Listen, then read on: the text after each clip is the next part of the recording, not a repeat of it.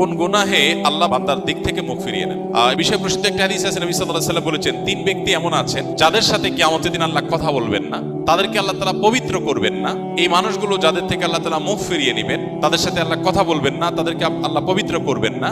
সেই মানুষগুলোর মধ্যে একজন হলেন ওই পুরুষ, যে পুরুষ টাকনুর নিচে পোশাক পরে। পোশাক পরে বলতে যে পোশাক উপরের দিক থেকে যায় সেটা টাকনুর নিচে পরে, প্যান্ট, পাজামা, চাদর, লুঙ্গি, জুব্বা, জামা, এগুলো। মোজা যেটা থাকেই নিচে, নিচ দিক থেকে পরা হয়, ওইটার কথা ভিন্ন। তো এই যে মুসবিল যে ব্যক্তি টাকনুর নিচে প্যান্ট, পাজামা, লুঙ্গি ইত্যাদি পরে, এই ব্যক্তি তার সাথে আল্লাহ কিয়ামতের দিন কথাও বলবেন না এবং তার দিকে আল্লাহ তাকাবেনও না, তাকে আল্লাহ পবিত্রও করবেন না।